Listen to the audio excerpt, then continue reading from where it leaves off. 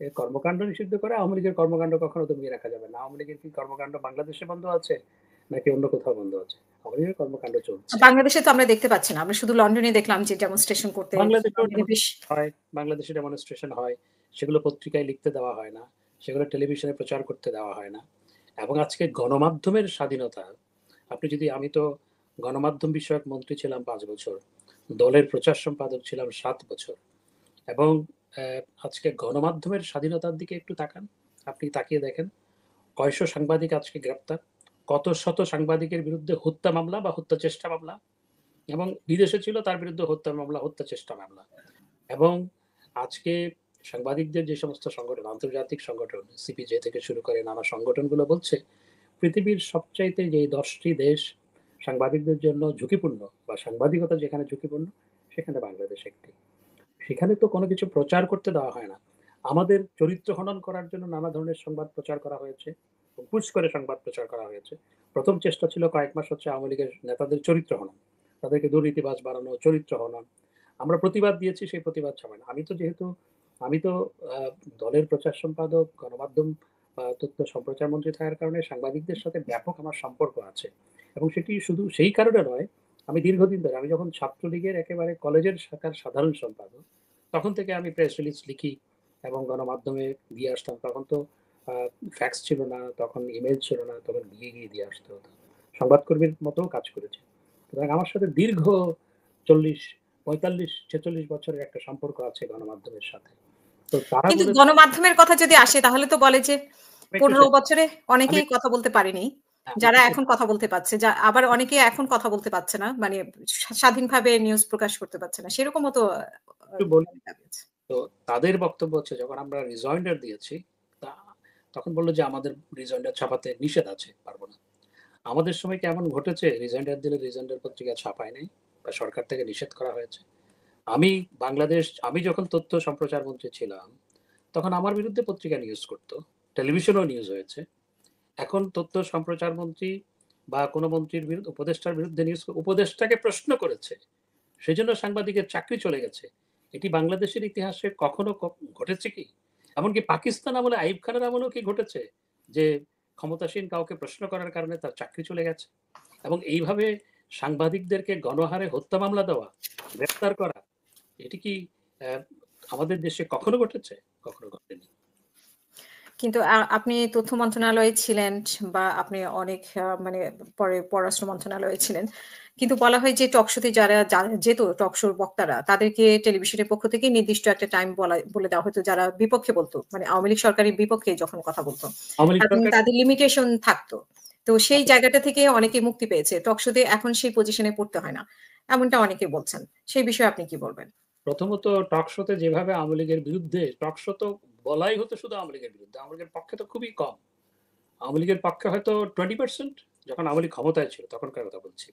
আর 80% হচ্ছে সরকারের বিরুদ্ধে বা এস্টাবলিশমেন্টের বিরুদ্ধে বলা হতো। আর এখন যারা এই গল্পগুলো বলছে, তারা বর্তমান সরকারের আনুকূল্য পাওয়ার জন্য বা তাদের সাথে সম্পর্ক আপনার ঠিক রাখার জন্য, অথবা তাদের উপর যাতে খড়গ নেমে না আসে, সেজন্য এই সমস্ত কথাগুলো বলছে বেশিরভাগ ক্ষেত্রে। জি, আপনি নির্বাচনের প্রসঙ্গে একটি কথা বলেছিলেন যে পার্সেন্টেজ অনেক হাই ছিল ২০২৪, ১৮ বা ১৪ তো আপনারা মানে এক ধরনের নিজেরাই নির্বাচনের মতো অবস্থা। তো সেখানে পার্সেন্টেজ হাই বলছেন কিন্তু আবার বলছেন যে নির্বাচনটা ঠিকমতো মানে সব দলের অংশগ্রহণে হয়নি। আমি আপনাকে শুধু একটা উদাহরণ দিই। আপনি 79 এর ইলেকশন সম্পর্কে হয়তো আপনার ধারণা নাই। 79 এ হয়তো আপনার জন্ম হয়েছে কিনা আমি জানি না। তখন আমি কলেজ ছাত্রলীগের সাধারণ সম্পাদক, এবং তখন আমি প্রথম ভোটার হই। তার আগে ভোটার হয়েছি। তো এখন 79 এর ইলেকশনে যখন আওয়ামী লীগের সবচেয়ে, বঙ্গবন্ধুর হত্যাকাণ্ডের পর আওয়ামী লীগের কর্মকাণ্ড 77 সালে শুরু হয়, এরপরে 76 সালে শুরু হয় সীমিত আকারে, তারপর 77 সালে। তো তখন আওয়ামী লীগের সবচেয়ে নাজুক অবস্থা, সেই নাজুক অবস্থার মধ্যেও আওয়ামী লীগ ভোটের পার্সেন্টেজে প্রায় 35% ভোট পেয়েছিল এই দল। আপনি হুম। ইতিহাস যদি দেখেন, সেটি হচ্ছে আওয়ামী লীগের ভোট প্রাপ্তির সর্বনিম্ন হার। সেই দলকে আপনি কর্মকাণ্ড নিষিদ্ধ করবেন, যেই দলের নেতৃত্বে দেশটাই স্বাধীন হয়েছে। আজকে আজকে যে আমরা বাংলাদেশ পরিচয় দিচ্ছি, এই দেশটাই কিন্তু স্বাধীনতা সংগ্রামে নেতৃত্ব দিয়েছে বাংলাদেশ আওয়ামী লীগ। এটা আমি একটু বিশ্লেষণ করে বলি। যখন ৭১ সালে কিন্তু একটি সরকার ছিল, যেটিকে মুজিবনগর সরকার বলা হয়, যেটি বাংলাদেশের ১ম সরকার। হুম। সেই সরকারের রাষ্ট্রপতি ছিলেন জাতির পিতা বঙ্গবন্ধু শেখ মুজিবুর রহমান, উপরাষ্ট্রপতি ছিলেন সৈয়দ নজরুল ইসলাম, প্রধানমন্ত্রী ছিলেন তাজউদ্দিন আহমেদ। তাদের নেতৃত্বে সরকার ছিল। সেই সরকারে আমরা মুক্তিযুদ্ধের সেক্টর কমান্ডারের কথা বলি না?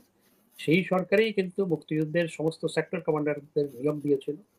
প্রত্যেক সেক্টর কমান্ডার ৳৪০০ করে ভাতা পেত সেই সরকারের কাছ থেকে। এবং দেশ ১৬ই ডিসেম্বর স্বাধীনতা অর্জনের পর সেই সরকার যুদ্ধকালীন সময়ে কলকাতায় স্টেশন ছিল। সেই সরকারেই এসে কিন্তু দেশ পরিচালনা শুরু করেছিল। কারণ সেই সরকারই স্বাধীনতা যুদ্ধে নেতৃত্ব দিয়েছিল এবং আওয়ামী লীগেই ম্যান্ডেট পেয়েছিল দেশ পরিচালনার ৭০ নির্বাচনে। সুতরাং যেই দলের নেতৃত্বে দেশের স্বাধীনতা এসেছে, যেই দল এই দেশের স্বাধীনতা সংগ্রামে নেতৃত্ব দিয়েছে, আপনি সেই দলের কর্মকাণ্ড নিষিদ্ধ করে দিলেন। এর চেয়ে নিষেধের প্রসঙ্গ তো এর এসেছে চেয়ে জুলাই আন্দোলনের বিষয়টি নিয়ে। তো হ্যাঁ, সেখানে আপনাদের কি কোন ভুল ছিল না? আপনি কি সেটা দাবি করবেন? আমি আমি প্রত্যেক সরকারেরই ভুল থাকে। কোন সরকার পৃথিবীতে আজ থেকে ৫০০ বছর আগ পর্যন্ত কিংবা আজ থেকে ৫০০ বছর পর পর্যন্ত একেবারে শতভাগ নির্ভুল কাজ করতে পারে না বা পারেনি। কারণ প্রত্যেক সরকারেরই ভুল থাকে।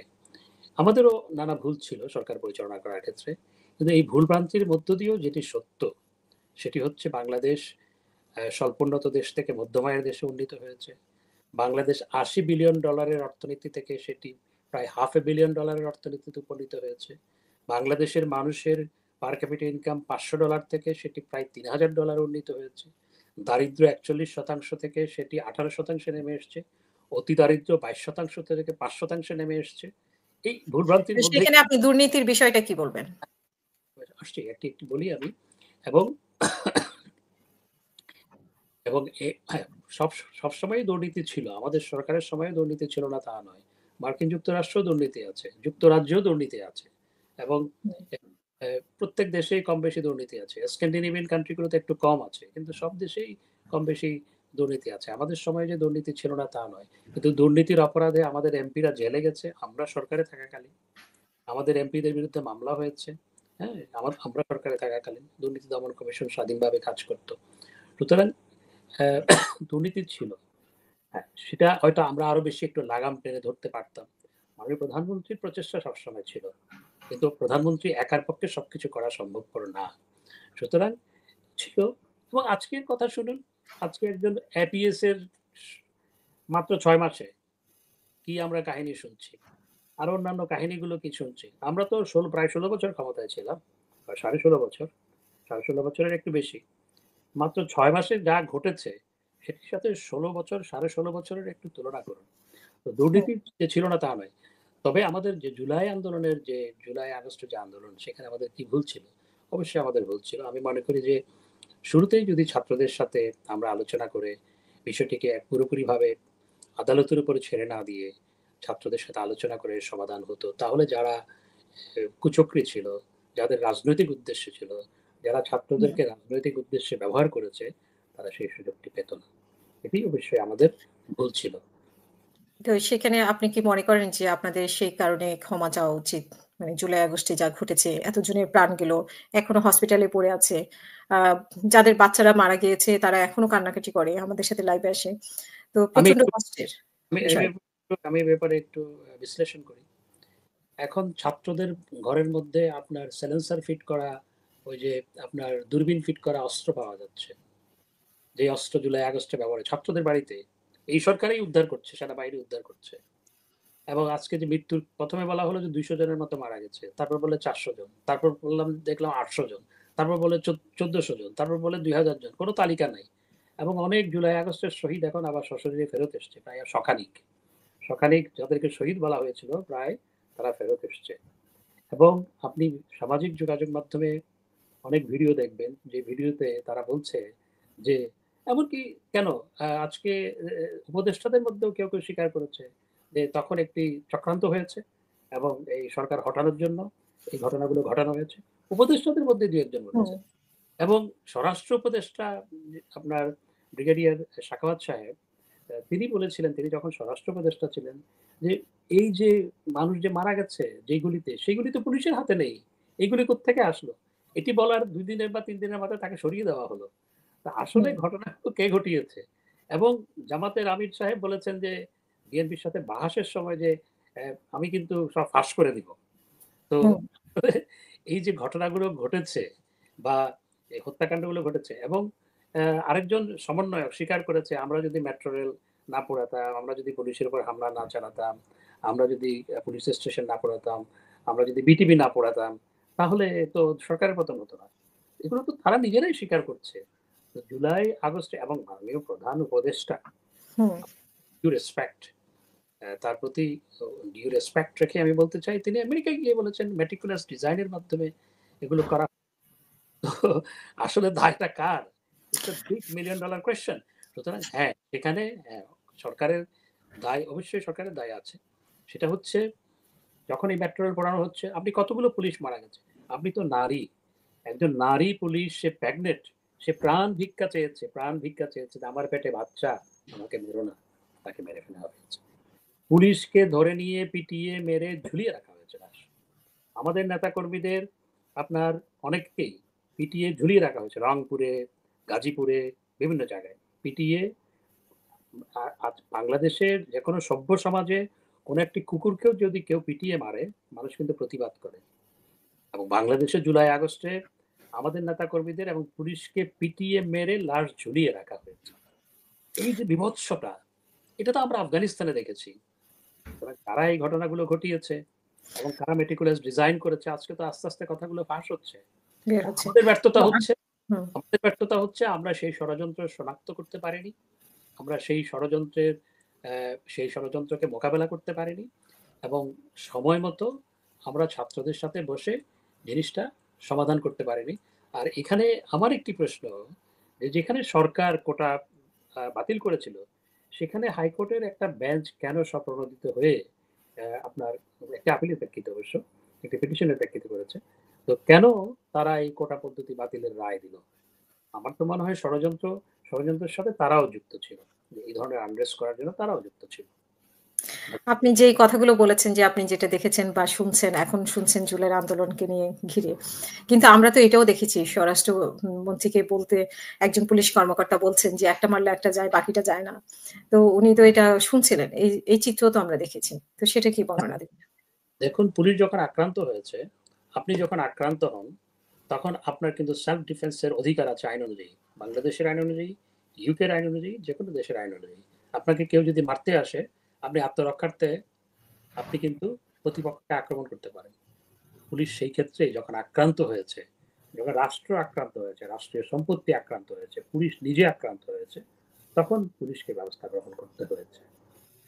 তখন কি পুলিশ মানে গুলি চালানোর জন্য অনুমতি দেওয়া হয়েছে এবং সে একটা গুলি করলে যুদ্ধ জানে মাননীয় প্রধানমন্ত্রী সবসময় গুলি চালানোর বিপক্ষে ছিল, আমি জেনে বলছি, সবসময় এই বল প্রয়োগের বিপক্ষে। কিন্তু ৫ই আগস্টে তো আমরা জানি যে সেনাপ্রধান রাজি হয়নি দেখেই ওনাকেও রিকোয়েস্ট করা হয়েছিল। এগুলো গল্প, এগুলো আপনি কোত্থেকে শুনেছেন? সেনাপ্রধান আপনাকে বলেছে না কে বলেছে? এই যে গল্পগুলো ছড়িয়ে দেওয়া হয়, তো মাননীয় প্রধানমন্ত্রী তো চাইলে ক্ষমতায় থাকতে পারতো, আরো বল প্রয়োগ করে ক্ষমতায় থাকতে পারতো। তিনি যদি ডাক দিত আওয়ামী লীগের সমস্ত নেতা কর্মীদের তোমরা ঢাকায় আসো, গণভবনের চারপাশে আসো, আসতো না? অবশ্যই আসতো। মাননীয় প্রধানমন্ত্রী আমাকে নিজে বলেছেন যে আমি এই ধরনের রক্তপাতের মধ্যে ক্ষমতায় থাকতে চাই না, আমাকে নিজে বলেছেন। সুতরাং তিনি যদি চাইতেন, তিনি কিন্তু আরো বল প্রয়োগ করে ক্ষমতায় থাকতে পারতেন।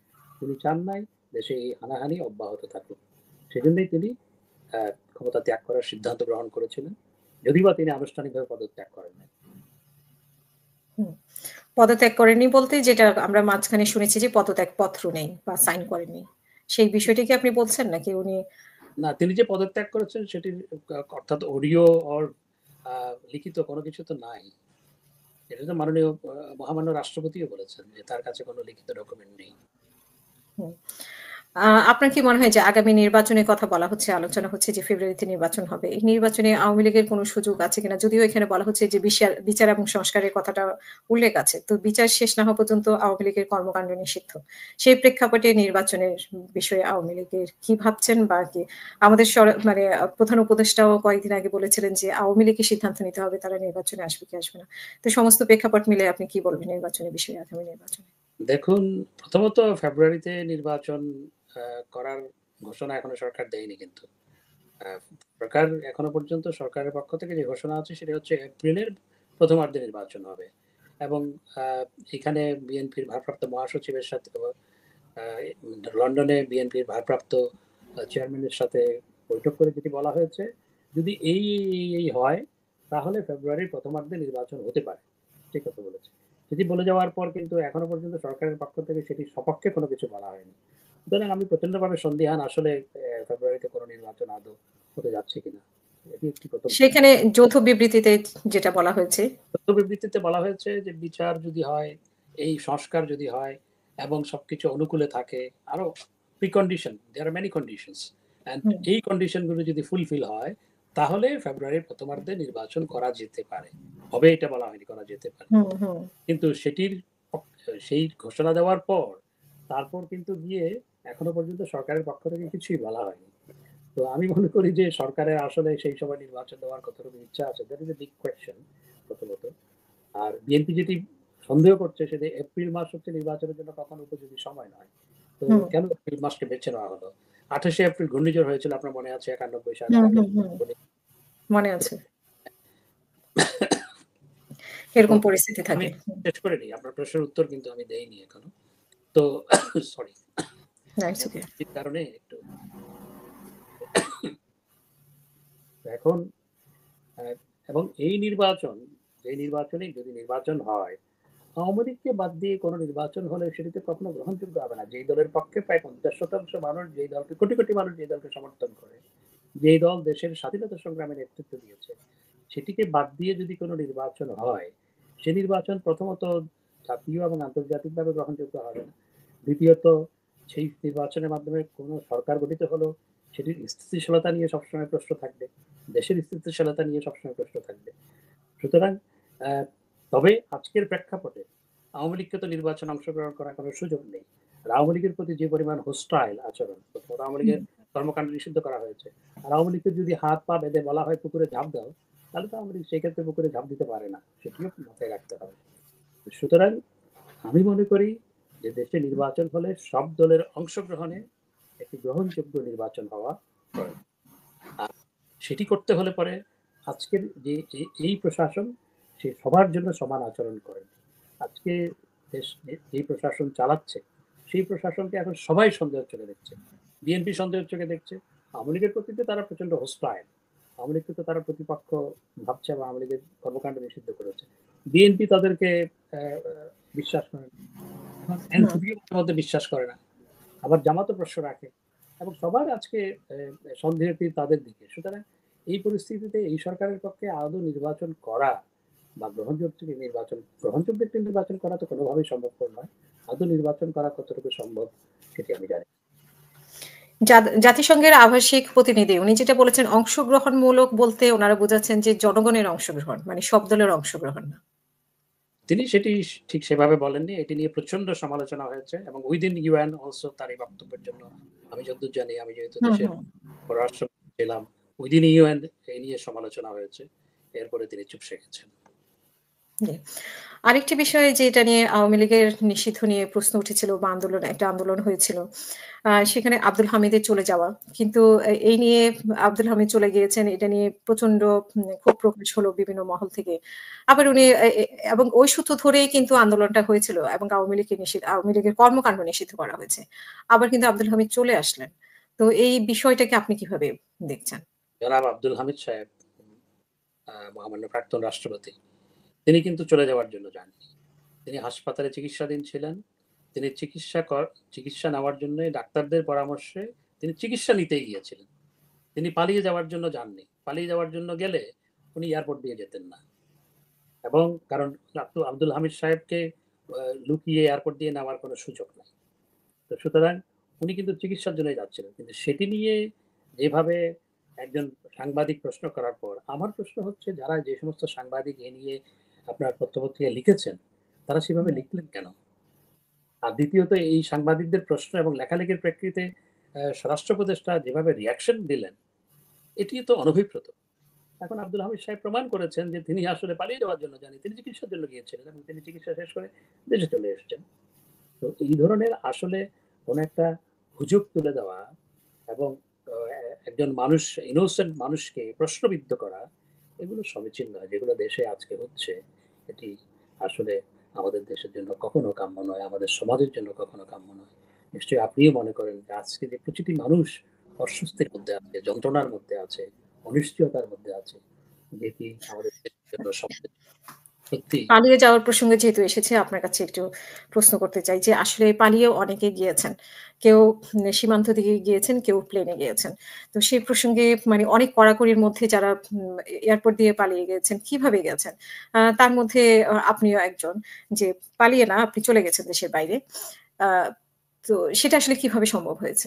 আমি কখনো এয়ারপোর্ট যাইনি। এই গল্পগুলো কিছু, কিছু সাংবাদিক সাজিয়েছিল। আমি ঘটনাটা বলি।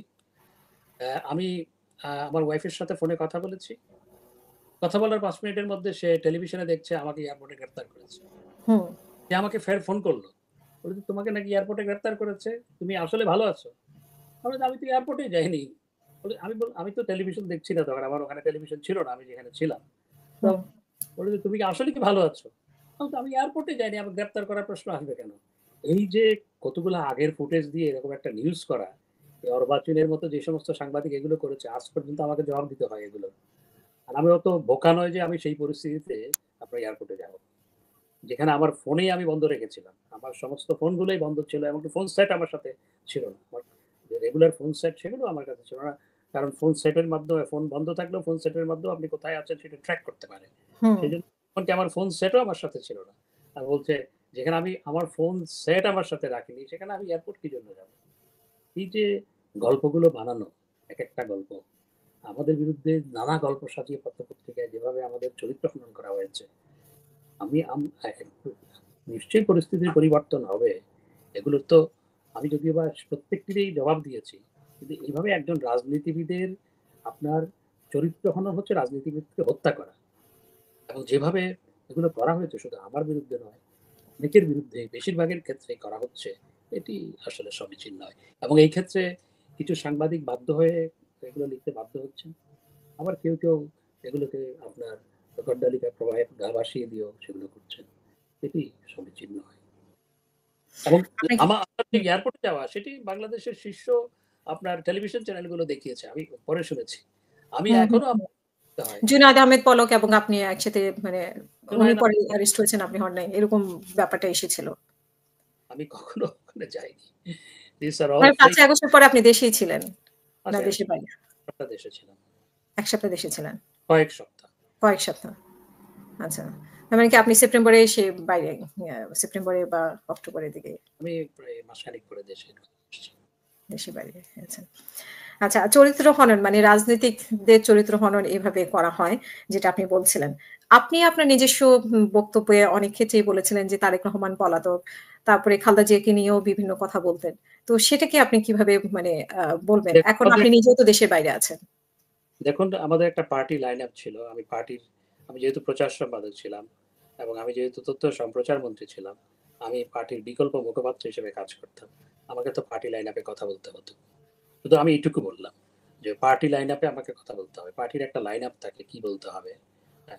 এবং কখন কোনটা বলতে হবে সেটা একটা লাইন আপ থাকে, একটা ইনস্ট্রাকশন থাকে। তো আমাকে সেই লাইনে সবসময় এখনো মির্জা ফখরুল ইসলাম আলমগীর সাহেবকেও পার্টি লাইন আপের বাইরেতে গিয়ে উনি কিছু বলতে পারেন না। আর অন্যরা যারা কথা বলেন বিএনপির পক্ষে, তারাও তো পার্টি লাইন আপের বাইরে গিয়ে কোনো কিছু বলতে পারেন না। তাদেরকে বলতে হয়। আপনার কি মনে হয় যে আসলে এগুলো রাজনৈতিক যে কালচারটা চলছে এটা একটা ভুল? মানে এভাবে আমি বলা যে নিজেদেরও তো সেরকম পরিস্থিতি হয়। আমি মনে করি যে দেশে একটা আমাদের যে রাজনৈতিক কালচার এটির পরিবর্তন হওয়া দরকার। এবং হুম, এখন যে রাজনৈতিক কালচার আপনি আওয়ামী লীগ করলে বিএনপির বিয়ে অনুষ্ঠান, মেজবান অনুষ্ঠানে যেতে পারবেন না। আপনি আওয়ামী লীগ করলে বা বিএনপি করলে আপনি আওয়ামী লীগের সাথে মিশতে পারবেন না। এটি তো হওয়া অনুচিত। হুম। আমরা সবাই রাজনীতি করব, একে অপরের বিরুদ্ধে কথা বলব, একে অপরের বিরুদ্ধে যুক্তিতর্ক দিয়ে কথা বলব। দিন শেষে আমরা সামাজিক জীব, আমরা সমাজবদ্ধ হয়ে থাকবো। এটি হওয়া উচিত। হুম। এই যে আপনার কি মনে হয় যে এরকম মানে তারেক রহমান, খালেদা জিয়া সম্পর্কে আপনার অতিরিক্ত বলা হয়ে গেছিল যেগুলো এখন আ দেখুন এই প্রসঙ্গে এখন যেতে চাই না। আ আমি যেটা মনে করি যে আমাদের এমন ভাবে দেশের রাজনীতিটা হওয়া প্রয়োজন। সেটি হচ্ছে আমরা একে অপরের সমালোচনা করব। কিন্তু দিন শেষে আমরা একে অপরের সাথে আমাদের উঠা-বসা থাকবে, চা খাবো। এটি হওয়া উচিত। এটি ছিল আগে রাজনীতিতে। যেটি রাজনীতি থেকে হুম, হারিয়ে সেটি আমি মনে করি যে আবার রাজনীতিতে ফিরিয়ে আনা প্রয়োজন। আ আপনাকে একটা বিয়ের অনুষ্ঠানে দেখা গেছে। কিন্তু সেই অনুষ্ঠান দেখে নেতাকর্মী যেহেতু আওয়ামী লীগের নেতাকর্মীরা আমাদের মানে অতিথি হয়ে আসতেন সবসময়। তাদের সাথে আমাদের একটা কানেকশন আমি যদিও এটা অনেকেই ভালোভাবে নেয় না এখন আর। তারপরেও আমাদের সাথে কানেকশন আছে। তো তারা একটা ক্ষোভ প্রকাশ করেছে। তো সেই ক্ষোভটাকে আপনি কিভাবে যে তারা মনে করে যে আপনারা অনেক ভালো আছেন দেশের বাইরে। আনন্দ ফুর্তি করছেন। কিন্তু তারা কষ্ট আছে, তারা খেতে পাচ্ছে না, তারা চলাফেরা করতে পারছে না। তারা মামলা যারা খেয়েছে তারা মামলা সামলাতে পারছে না। এরকম অনেক দুরবস্থা। তো সেই অবস্থাটাকে আপনি কিভাবে বর্ণনা করবেন? আমাদের নেতাকর্মীরা অবশ্যই অবর্ণনীয় দুর্দশার মধ্যে আছে। আমরা নেতাকর্মীদের নিয়মিত খোঁজখবর নেই। আর খোঁজখবর নেওয়াটা তো সবাইকে বলে মানে টেলিভিশনে বিজ্ঞাপন দিয়ে বা পত্রিকায় বা সামাজিক যোগাযোগ মাধ্যমে প্রচার করে তো খোঁজখবর নিতে হয় না। খোঁজখবর আমরা হুম, সবসময় নিয়েছি। আমাদের কাছে আমার পরিবারের চেয়েও আমাদের নেতাকর্মীরা হচ্ছে আমাদের মূল পরিবার। আমরা যারা রাজনীতি করি, আমরা যারা তৃণমূল থেকে রাজনীতি করে এসেছি, পিছনের সারির কর্মী থেকে শুরু করে তারপর আজকে রাজনীতির এই পর্যায়ে এসেছি। আমাদের কাছে দলটাই পরিবার। নিজের পরিবারের চেয়েও দলটাই হচ্ছে মুখ্য আমাদের কাছে সবসময়। এবং এটা আমার পরিবারও জানে। আমার ছেলেমেয়েরা আমাকে কখনো তারা আজকে ২৪ বছর বয়স হয়েছে বড় বড় সন্তানের। তারা আমাকে কখনো পায়নি।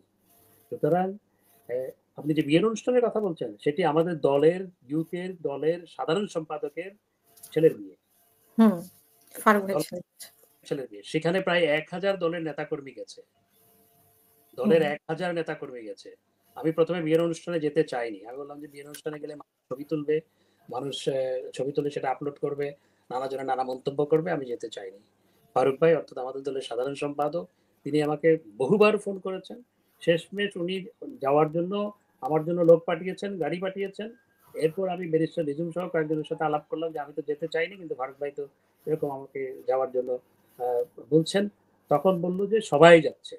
অর্থাৎ হুম, লন্ডনে হুম, যারা আছে সবাই যাচ্ছে এবং আমি চাঁদপুর গেছি এবং আমি মনে করি সেটি একটি দলের কর্মীদের মিলন মেলা ছিল এবং সেখানে গিয়ে আমি যেটা দেখেছি যারা সেখানে যায়নি তারা তো জানে না আমি হুম, বাংলাদেশের মন্ত্রী থাকাকালীন কোনো বিয়ের অনুষ্ঠানে গেলে যেভাবে দাঁড়াতে পারতাম না ছবি তোলার জন্য যেভাবে চারপাশে ঘিরে ধরতো আমি সেখানে কয়েক ঘন্টা ছিলাম প্রতিটা মুহূর্ত তাই ছিল কমপক্ষে ৬০০-৭০০ মানুষ আমার সাথে ছবি তুলেছে তো সেটি আমার দলের একটা দলের সাধারণ সম্পাদকের ছেলের বিয়ের অনুষ্ঠানে গেছি।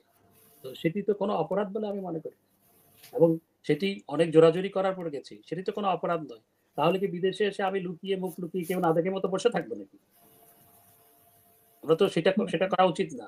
তো তারেক রহমান কি বিয়ের অনুষ্ঠানে যায় না? তাদের সামাজিক অনুষ্ঠানে যায় না? বা বিএনপির নেতারা গত ১৫ বছর যারা বিদেশ ছিল তারা অনুষ্ঠানে যায়নি?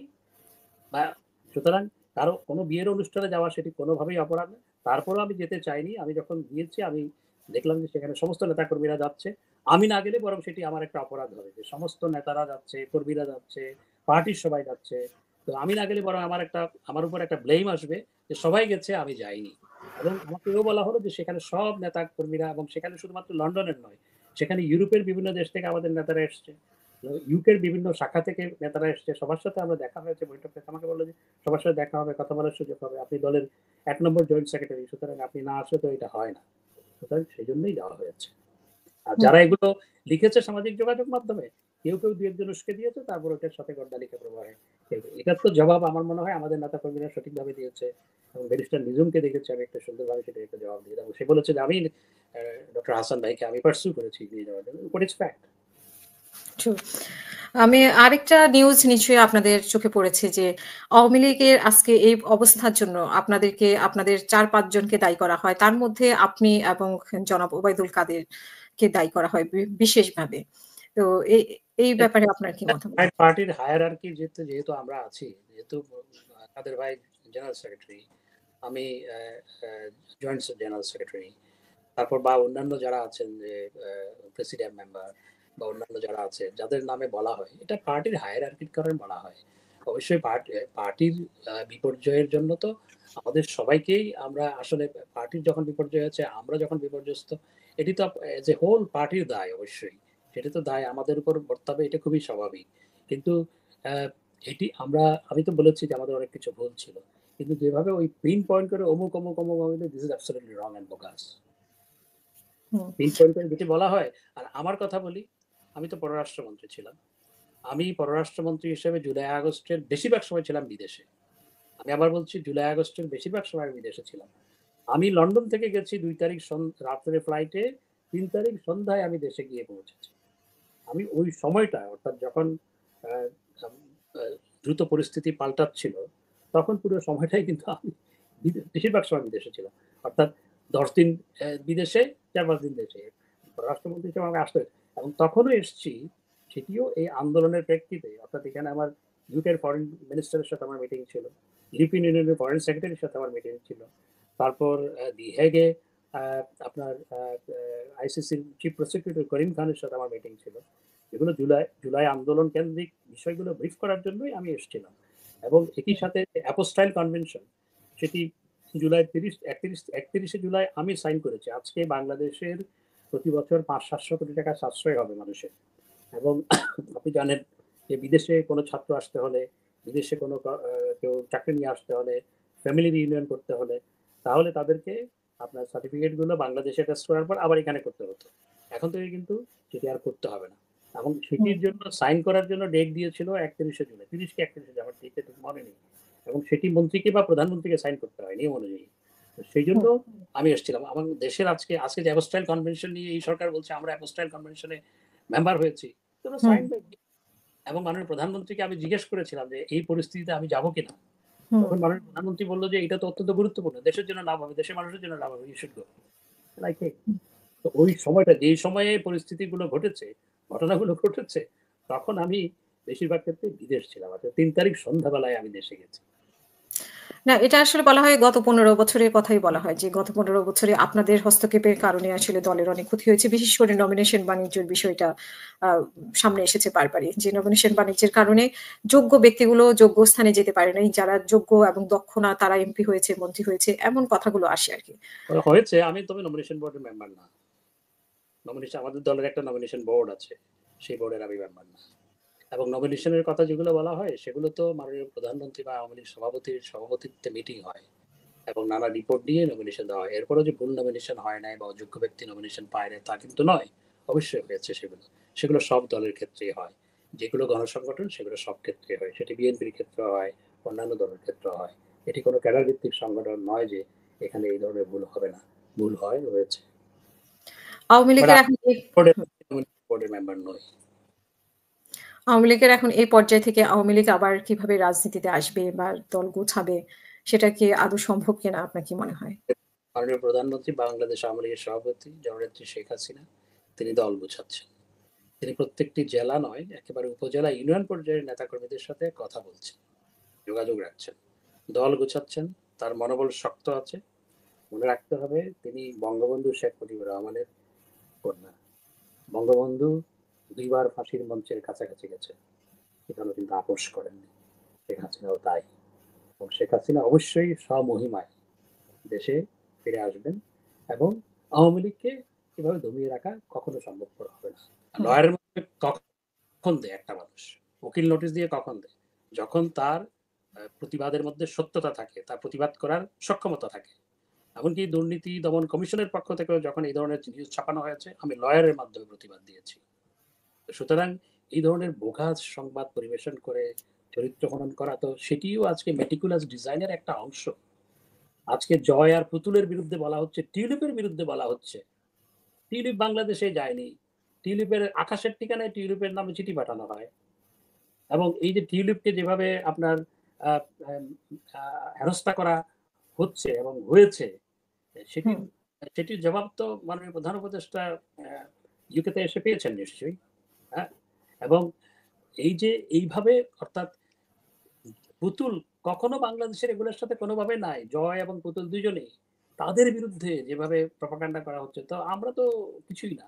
তো এই ধরনের প্রপাগান্ডা করে আসলে আওয়ামী লীগকে আপনার প্রশ্নবিদ্ধ করা, আওয়ামী লীগ নেতাদেরকে মানুষের কাছে হেয় করা, সেই পরিকল্পনারই একটি অংশ মাত্র এগুলো। সুতরাং এগুলো আমরা প্রতিবাদ জানিয়েছি এবং এই প্রতিবাদগুলো ছাপানো হয় না। পত্রিকায় ছাপাতে দেয় না। সাংবাদিকরা চাইলেও তাদেরকে ছাপাতে দেয় না। হুম। ডক্টর হাসান মাহমুদ অসংখ্য ধন্যবাদ আমাদের সাথে যুক্ত হওয়ার জন্য। আমরা শেষ করব। আপনার শেষ বক্তব্য প্লিজ। প্রথমত আমি আ মনে করি যে আজকে যেহেতু আপনি একজন সাংবাদিক, বাংলাদেশে আজকে সাংবাদিকতার গণমাধ্যম প্রচন্ড হুমকির মুখে। বাংলাদেশে আজকে মানবাধিকার বলতে কিছু নেই। কোনো কিছু অবশিষ্ট নেই। এবং আমি মনে করি বাংলাদেশকে এগিয়ে নিয়ে যেতে হলে politics of denial, politics of confrontation and politics of hatred এটি বন্ধ হওয়া দরকার। পলিটিক্স করলে একে অপরের প্রতি ঘৃণা, পলিটিক্স অফ ডিনায়াল, আমি যা বলবো সেটি অপরপক্ষ সবসময় সেটাকে ডিনাই করা, সেই রাজনীতি, অ্যান্ড পলিটিক্স অফ কনফ্রন্টেশন, একে অপরের সাথে কনফ্রন্ট করা, এই রাজনীতির অবসান হওয়া দরকার। পলিটিক্স অফ এঙ্গেজমেন্ট এবং পলিটিক্স অফ আপনার একসাথে সবাই মিলে কাজ করার রাজনীতি এবং দেশকে সবাই মিলে একসাথে এগিয়ে নিয়ে যাওয়ার রাজনীতি দরকার। এবং আমি মনে করি যে একটা ন্যাশনাল রিকনসিলিয়েশন দরকার দেশে, না হয় দেশকে এগিয়ে নিয়ে যাওয়া যাবে না।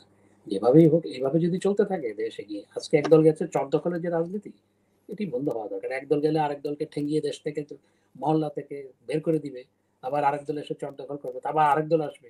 এই রাজনীতির চির অবসান হওয়া দরকার। আমি মনে করি সেটি যদি আমরা করতে পারি তাহলে দেশকে এগিয়ে নিয়ে যেতে পারবো আমরা। ধন্যবাদ।